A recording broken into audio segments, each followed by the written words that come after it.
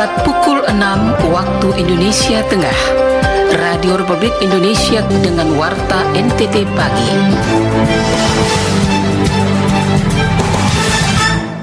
Seluruh tahapan, energi, tenaga kita, ya, semuanya kita sudah lakukan dengan maksimal. Seluruh masyarakat kita, pemilih-pemilih kita menggunakan hak pilihnya.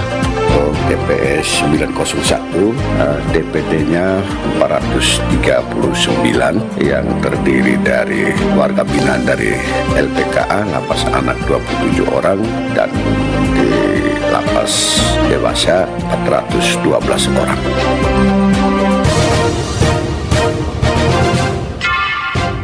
Pukul 6 waktu Indonesia Tengah dari Rotendao, Nusa Tenggara Timur. Anda mendengarkan Warta Berita NTT Pagi, Radio Republik Indonesia Rote edisi hari ini, hari Kamis tanggal 28 November 2024. Dua informasi mengawali berita pagi ini, di antaranya Bawaslu Nusa Tenggara Timur mengawasi pencoblosan dan perhitungan suara Pilkada 2024 melalui patroli cyber untuk menghindari politik uang.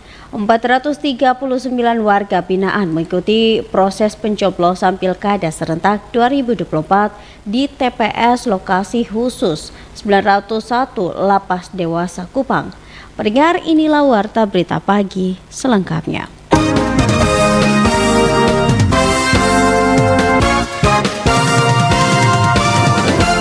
Bawaslu Nusa Tenggara Timur mengawasi pencoblosan dan perhitungan suara Pilkada 2024 melalui patroli cyber untuk menghindari politik uang. Berikut Ana Lopo melaporkan. Seluruh tahapan, energi, tenaga kita, ya, semuanya kita sudah lakukan dengan maksimal. Seluruh masyarakat kita, pemilih-pemilih kita menggunakan hak pilihnya. Kita harus menyambut ini dengan penuh kegembiraan, karena ini adalah pesta demokrasi. Pestanya seluruh masyarakat di Provinsi Nusa Tenggara Timur. Untuk menghindari politik uang pada proses pencoblosan dan perhitungan suara Pilkada serentak 27 November 2024, Bawaslu Provinsi Nusa Tenggara Timur memantau melalui patroli cyber. Anggota Bawaslu Provinsi Nusa Tenggara Timur, Amrun Nurmuh Darmawan, kepada RRI menegaskan untuk memberikan rasa aman kepada pemilih untuk datang ke TPS, pihaknya melakukan patroli pengawasan terkait praktek politik uang yang bisa saja terjadi. Kami lakukan patroli pengawasan yang juga menyisir soal adanya praktik politik uang yang bisa saja terjadi, serangan fajar dan seterusnya sudah sangat akrab sekali di telinga masyarakat kita. Maka itu juga menjadi fokus pengawasan dari pengawas pemilu kami, termasuk ya kemungkinan penggiringan opini penggunaan isu sara. Kita ingin supaya masyarakat ya jernih pikirannya, ditenangkan, nanti bisa ke TPS untuk menentukan pilihannya kira-kira siapa yang menurut hati nuraninya yang terbaik. Anggota Bawaslu Provinsi Nusa Tenggara Timur, Amrun Nur Darmawan, menjelaskan untuk kelancaran proses pencoblosan dan perhitungan suara di TPS, pihaknya menempatkan 9.877 pengawas di 3.442 desa kelurahan, pengawas di 319 kecamatan, dan pengawas di tingkat kabupaten kota, sehingga tidak perlu adanya kekhawatiran dari masyarakat. Di TPS itu ada pengawas TPS, masing-masing TPS sejumlah 9.877 pengawas kita sudah siap. Kemudian di 3.442 desa kelurahan juga sudah ada pengawas desa kelurahan kita. Kemudian 315 kecamatan ada pengawas kecamatan, dan di 22 kabupaten kota kita punya pengawas. Semuanya sudah siap, dan sampai dengan saat ini kerja-kerja pengawasan khusus di TPS Kelurahan Manutapen, Kecamatan Alak, Kota Kupang, telah terlaksana pencoblosan diikuti 400 lebih pemilih. Untuk Kelurahan Manutapen, jumlah TPS untuk Pilkada serentak 2027 mencapai 12 unit, tersebar di 33 RT dan 11 RW dengan jumlah pemilih mencapai 3.000 lebih. Dari Kupang, Ana Lopo, RRI, terus mengudara untuk Indonesia.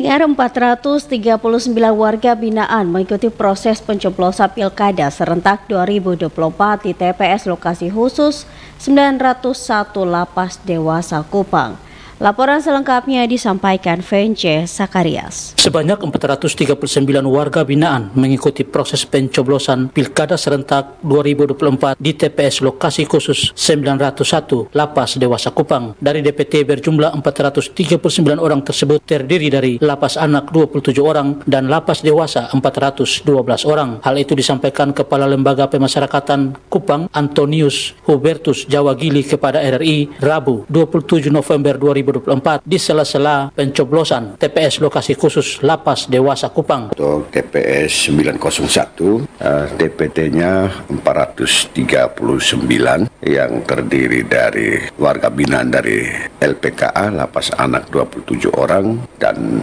di Lapas Dewasa 412 orang. Jadi total semua 439 orang di TPS khusus di Lapas ya, TPS 901. Petugas TPS-nya semuanya dari pegawai Lapas Kupang. Menurut Kalapas, untuk TPS lokasi khusus 901 semua petugas berasal dari pegawai Lapas Kupang. Namun begitu, Kalapas memastikan netralitas warga binaan pada pilkada serentak bagi semua warga binaan. Sampai saat ini semuanya berjalan lancar, aman dan tertib. Ya, saya setiap momentum baik di blog atau pada saat apel juga, saya sering menyampaikan bahwa pilihlah sesuai dengan hati nurani, dan saya tidak boleh dengar atau tahu ada intimidasi baik dari petugas maupun dari sesama warga binaan. Jadi kita biarkan pilih sesuai dengan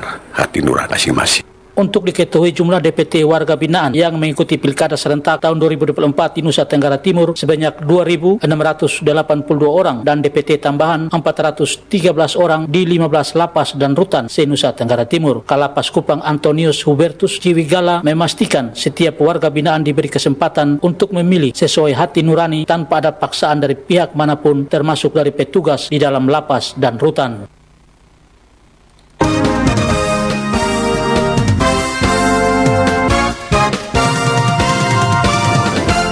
Pendengar, terima kasih Anda masih mendengarkan Warta Berita NTT Pagi. Masyarakat Nusa Tenggara Timur termaksud di Kabupaten Kupang telah melaksanakan pesta demokrasi berupa pemungutan dan perhitungan suara Pilkada 2024 27 November 2024. Berikut laporan Harsono.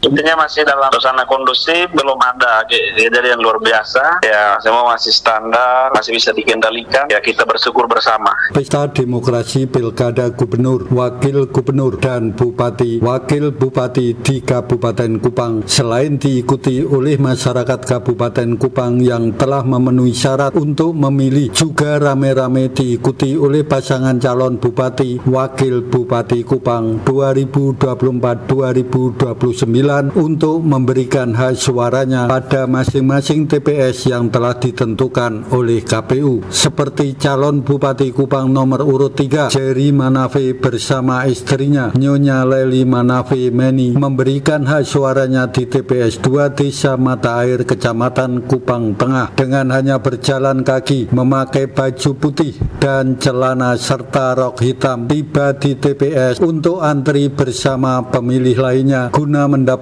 panggilan memberikan hak suaranya. Selesai memberikan hak suaranya, kepada RRI mengaku sebagai warga negara yang baik bersama istrinya telah memberikan hak suaranya dengan baik dan benar. Diakui secara umum proses pilkada di Kabupaten Kupang berjalan cukup baik dan aman, sehingga warga Kabupaten Kupang memberikan hak suaranya baik untuk provinsi, gubernur dan wakil gubernur maupun kabupaten, bupati dan wakil bupati. Menurut Jerry Manafe, proses demokrasi sementara berlangsung dan siapapun yang terpilih Tuhan telah menentukan dan harus diterima serta didukung di dalam menjalankan tugas-tugas mulia yang Tuhan berikan. Manusia merencanakan, Tuhan menentukan. Jadi kalau memang pilkada itu mau berapa paslon pun juga, tapi Tuhan sudah tahu siapa yang pantas dan harus memimpin kabupaten maupun provinsi ini. Dan hari ini kita melaksanakan pilkada provinsi, gubernur maupun kabupaten kota. Jadi saya pikir itu semua Tuhan sudah tahu dan itulah yang terbaik dari yang baik. Jadi saya kira kita semua siapapun terpilih kita harus menerima dan mendukung. Untuk pasangan calon wakil Bupati Kupang nomor urut 3 Melia Nusakulas sesuai informasi memberikan hak suaranya di Desa Honu Kecamatan Amfuang Barat Laut. Di tempat terpisah calon Bupati Kupang nomor urut 4 Yosep Lede memberikan hak pilihnya di TPS 2 Desa Tun VU Kecamatan Nekamisi Kabupaten Kupang mengatakan pemberian suara berjalan dengan baik meski dalam kondisi hujan deras.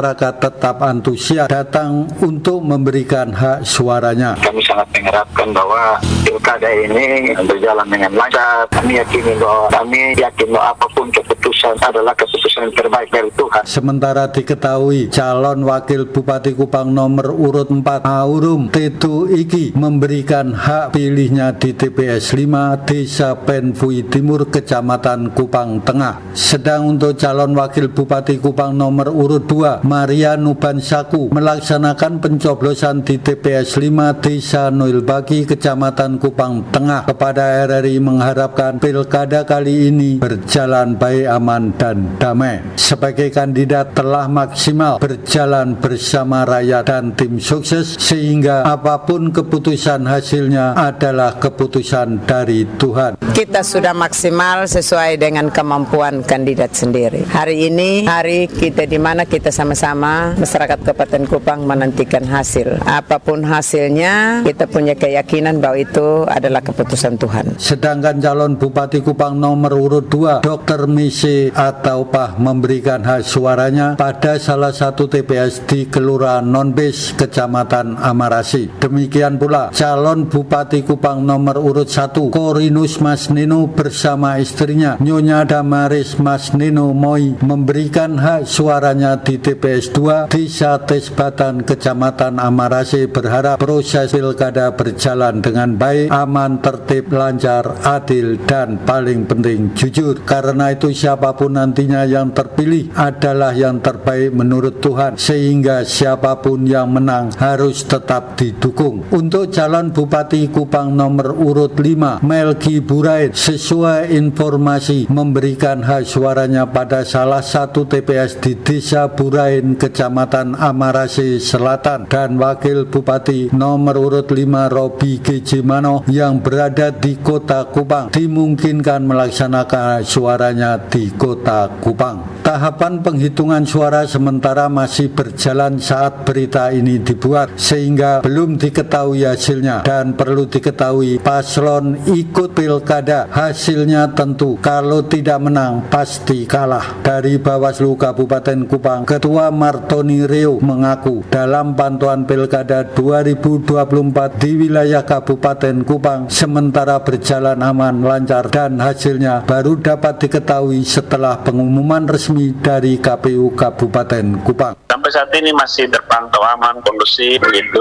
laporan lain-lain tidak ada. Intinya semua masih berjalan aman lah sampai dengan tahap rekapitulasi, penghitungan dan masuk tahap rekapitulasi ini masih aman. Ini juga berkat kerjasama dengan RRI juga toh bisa menyampaikan himbauan. Terima kasih juga untuk RRI. Masyarakat Nusa Tenggara Timur telah melaksanakan pesta demokrasi berupa pilkada gubernur, wakil gubernur, serta bupati, wakil bupati, dan wali kota, wakil wali kota. Dan saat ini masih menunggu hasil resmi dari KPU Provinsi, KPU Kabupaten Kota se-NTT. RRI Kupang, Harsono melaporkan.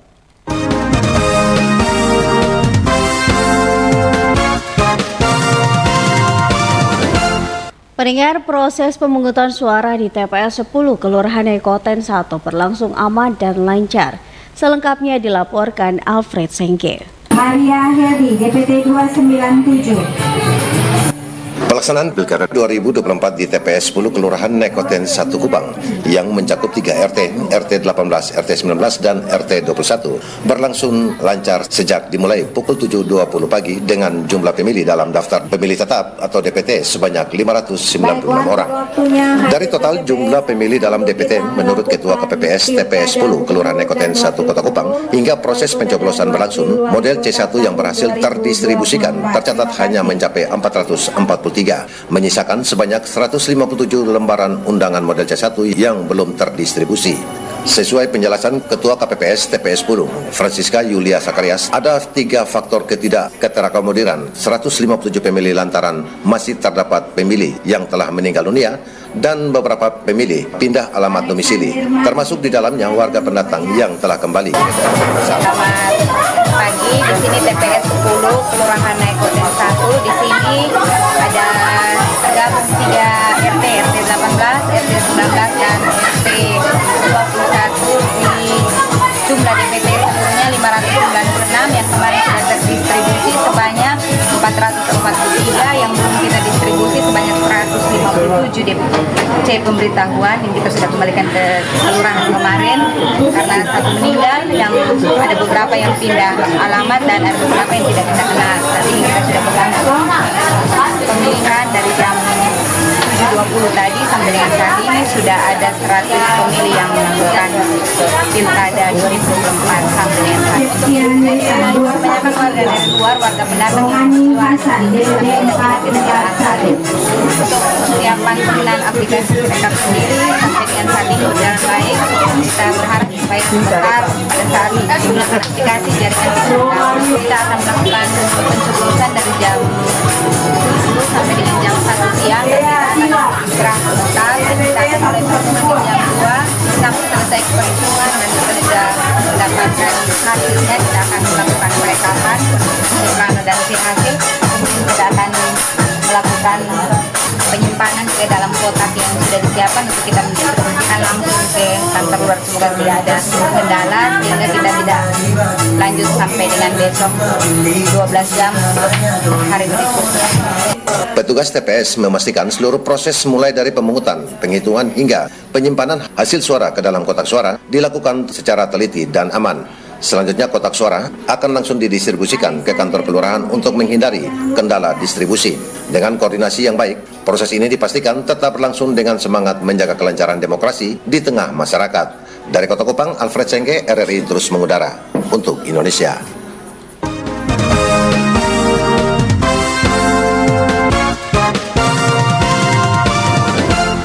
Anda sedang mendengarkan Warta Berita NTT Pagi, dan tentunya produksi RRI SP Rote. Siaran ini juga dapat didengar melalui streaming di rri.co.id dan juga melalui aplikasi kami di RRI Digital. Kita menuju ke informasi selanjutnya. Dengan tema Korpri untuk Indonesia, Hari Ulang Tahun Korpri Nasional diharapkan memperkuat persatuan dan kesatuan anggota dalam bingkai NKRI. Selengkapnya, Delvin Wandi melaporkan. Ulang tahun Korpri Nasional akan dirayakan pada 29 November yang akan datang. Perayaan Korpri mengangkat tema Korpri untuk Indonesia. Kepala Bidang Disiplin dan Korpri BKD Provinsi NTT, Franky Waka, mengatakan tema ini memiliki makna untuk memperkuat persatuan dan kesatuan anggota Korpri dalam bingkai NKRI. Ia mengharapkan Korpri Indonesia dapat memberikan pelayanan kepada masyarakat di luar melaksanakan tugas pokoknya. Terkait dengan tema Korpri, Hari Ulang Tahun Korpri, yaitu Korpri untuk Indonesia.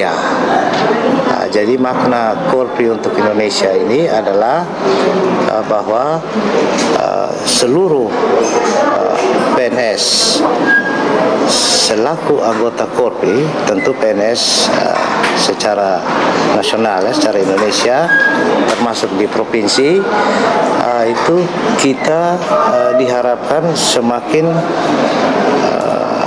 memperkuat rasa persatuan dan kesatuan dalam bingkai NKRI, dan kita juga diharapkan itu semakin kokoh dalam memberi pelayanan kepada masyarakat, selain kita melaksanakan tugas-tugas kita terkait dengan pelayanan publik.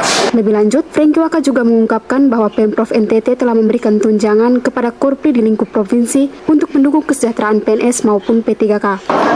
Terkait kesejahteraan PNS, kalau kita bicara dalam konteks pemerintah Provinsi NTT, bahwa pemerintah sudah memberi perhatian, memberi dukungan yang begitu luar biasa kepada PNS di lingkup pemerintah provinsi terkait dengan kesejahteraan seperti itu, sehingga selain kita mendapat gaji sebagai PNS, ada juga tunjangan yang diberikan oleh pemerintah daerah kepada seluruh pegawai ASN, baik itu PNS maupun P3K. Perayaan ulang tahun Korpri kali ini diharapkan membawa semangat persatuan dan kesatuan serta solidaritas anggota dalam mengawal pembangunan di Indonesia. Dari Kupang, Nusa Tenggara Timur, Delvin Wandi, dari Terus Mengudara untuk Indonesia.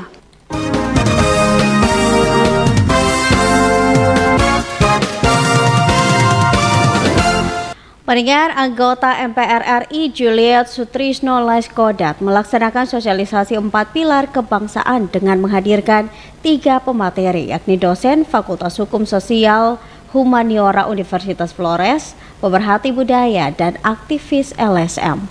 Berikut Rovinus Sula melaporkan. Kegiatan sosialisasi 4 pilar kebangsaan berlangsung di Aula Hotel Setermese pada Selasa 26 November 2024 di Ende. Dosen Fakultas Hukum Sosial Humaniora Universitas Flores, Korolus Charles Bego SH mengatakan sosialisasi 4 pilar kebangsaan bagi masyarakat penting dilakukan karena merupakan suatu hal positif dan harus dikumandangkan guna membentengi diri karena di zaman sekarang dengan kemajuan ilmu pengetahuan dan teknologi banyak informasi yang kadang kita tidak bisa mencerna dengan baik lalu kita menanggapi dengan serius ternyata itu hanya hoax. Charles menjelaskan sosialisasi 4 pilar kebangsaan tidak hanya pada satu titik atau kelompok tertentu, tetapi perlu dilakukan pada titik-titik lain sehingga masyarakat yang hadir bisa memaknai. Dan itu harus dikumandangkan terus. Ini untuk membentengi diri kita, karena di zaman sekarang ini dengan kemajuan ilmu pengetahuan dan teknologi banyak informasi yang kadang-kadang kita tidak bisa mencerna dengan baik, lalu kita menanggapi dengan serius, ternyata itu hanya mungkin hoax segala macam. Maka dengan pembekalan ini bagaimana kita harus bersikap, nah, itu saya rasa bagus. Sementara itu, pemerhati budaya Endelio Petrus V mengatakan pandangan mengenai 4 pilar kebangsaan dari segi budaya Endelio bahwa jangan lupa nilai-nilai atau butir-butir Pancasila itu dikandung di Ende dan nilai-nilai itu tentu oleh pendiri bangsa menggali sesuai dengan situasi dan kehidupan pada waktu itu masyarakat yang menjemuk dengan adat bahasa yang berbeda tetapi bisa bersatu sehingga nilai-nilai itulah yang patut kita perhatikan. Petrus mengajak masyarakat dan kaum milenial jangan lupa budaya dengan cara mengenal budaya lokal sendiri dan semua itu harus dimulai dari rumah karena akar budaya mulai dari rumah tangga. Untuk itu saya mengajak kalau nilai-nilai butir Pancasila didapat dari Ende, ya mudah-mudahan dari sektor budaya kita tetap mempertahankan, kita tetap melestarikan. Generasi boleh berubah, zaman boleh berubah, teknologi boleh berubah, tetapi jati diri dan budaya sendiri tetap dipertahankan atau dilestarikan di bumi Pancasila yang kita cintai. Petrus mengatakan nilai-nilai butir Pancasila kita tetap mempertahankan dan melestarikan. Generasi boleh berubah, zaman boleh berubah, teknologi boleh berubah, tetapi jati diri dan budaya sendiri tetap kita pertahankan di bumi Pancasila. Sementara itu, aktivis LSM John Ire mengatakan sosialisasi 4 pilar kebangsaan harus ada gerakan afirmatif karena jikalau dilihat generasi sekarang ini berbeda dengan generasi sebelumnya yang masih mempunyai pelajaran PMP, P4 yang pada akhirnya mendekatkan kita pada nilai-nilai Pancasila. John menjelaskan hal ini tidak boleh dilihat sebagai ancaman tetapi sebagai sebuah tantangan baru bagaimana sosialisasi 4 pilar disampaikan kepada generasi Z, poin-poin penting tetapi dengan cara kekinian. Kita berharap 4 pilar ini, terutama Pancasila itu sendiri ya, bisa menjadi bagian dari perspektif kehidupan setiap hari. Sehingga dengan demikian, ini menjadi bagian dari proses wujud ataupun ekspresi dari Ende yang sungguh menjadi rahim Pancasila. Sebagai pegiat LSM, John menawarkan kegiatan sosialisasi 4 pilar kebangsaan ke depan, hadirkan para blogger, YouTuber, konten kreator sehingga mereka bisa berbicara dengan cara mereka untuk kalangan generasi Z tentang 4 pilar dengan memanfaatkan kekuatan media sosial saat ini. RRI Endorfinus Vula melaporkan.